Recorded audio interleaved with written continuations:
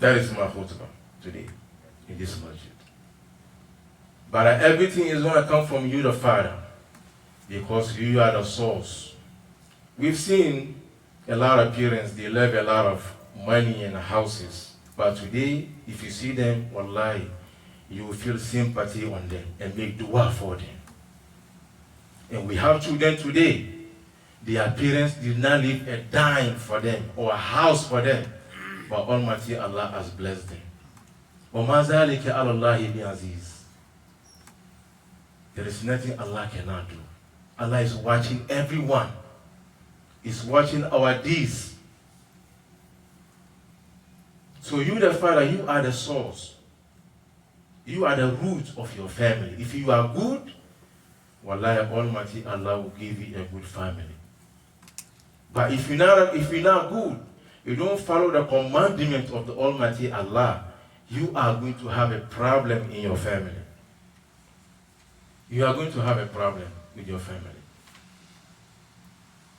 Almighty Allah stated in Surah Al-A'raf, He said, وَالْبَلَدُ الطَّيِّبُ يَخْرُجُ نَبَاتُهُ بِإِذْنِ رَبِّهِ وَالَّذِي خَبِثَ لَا يَخْرُجُ إِلَّا نَكِدًا كَذَلِكَ نُصَرِّفُ الْآيَاتِ لِقَوْمٍ يَشْكُرُونَ. وَالْبَلَدُ الطَّيِّبُ, Allah Tabarak wa Ta'ala, He said, the very good tree, a very good tree will always produce a very good fruit. A very good fruit, a tree will always produce a very good tree. So if you the Father, you are very good, wallahi, Almighty Allah will give you a very good family. On the flip side, if you're not good, you don't follow the commandment of the Almighty Allah, وَالَّذِي خَبِثَ لَا يَخْرُجُ إِلَّا نَكِدًا, you are going to have a problem in your family. Almighty Allah said, كَذَلِكَ نُصَرِّفُ الْآيَاتِ لِقَوْمٍ يَشْكُرُونَ. That's how we explain our verses. لِقَوْمٍ, to people. يَشْكُرُونَ.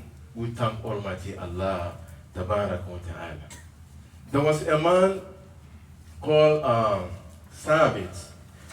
There was a man called Sabit. He was a traveler. He was traveling.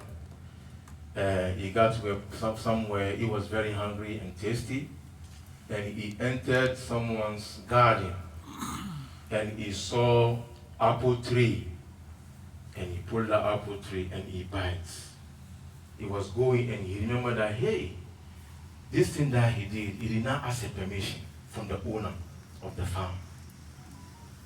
Almighty Allah is going to judge him on this. He didn't ask a permission, and he pulled an apple and he bite in someone's garden. He realized that, hey, it is very important to look for the owner of the farm. So he was walking around the neighborhood, and he saw someone, a brother. He said to him, look, I entered this garden, I was hungry. So I saw an apple tree, and I pulled and I bite, as you could see. So do you know the owner of this garden? So the guy said, well, I know the owner of the garden. So the guy took him and he said, look, this is the house. This is the owner of the house. This is the owner of the garden. That's his house over there. Go there. So he entered there and he met the owner. He said, I'm sorry, I was hungry. I was going and I was hungry. So I saw apple tree in your farm. And I pulled one apple and I bite, as you could see. So I just came to you. I realized that what I did was wrong. I supposed to have a permission. So that's why I'm here, to seek forgiveness from you. To forgive me for eating without seeking a permission from you. This brother said, oh yeah, that's why you're here? You walk all the way from this place to my house for me to forgive you on this? Okay, I will forgive you, but with one condition.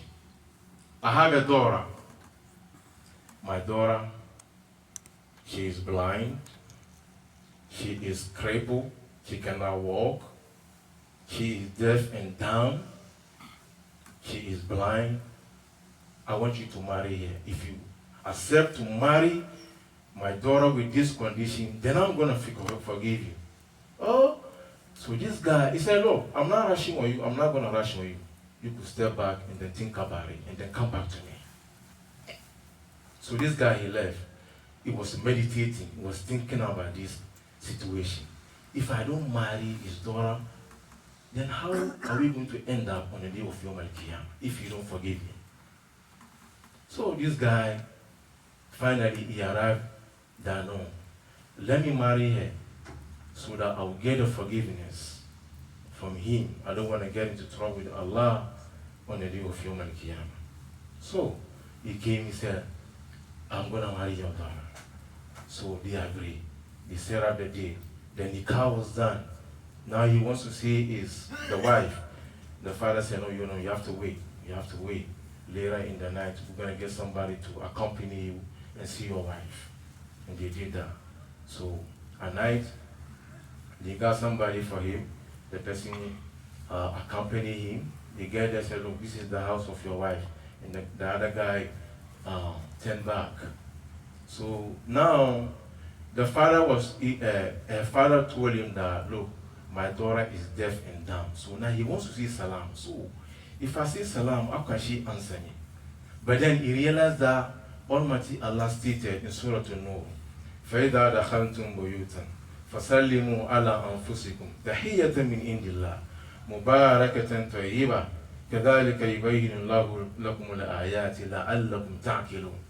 He realized that Almighty Allah said in the Quran, if you are entering in your house, even if there's nobody in the house, it's part of the Sunnah of Prophet Muhammad sallallahu alaihi wasallam to say Salam. Even if there's nobody in the house, most of us we do this. You come in, you open, no Salam. Even if there's nobody in your room, فَإِذَا دَخَلْتُمْ بُيُوتًا فَسَلِّمُوا عَلَىٰ أَنفُسِكُمْ. When you are entering in the house, even if there's nobody in your room, it is part of the Sunnah, Prophet Muhammad sallallahu alaihi wasallam, to say Assalamu alaikum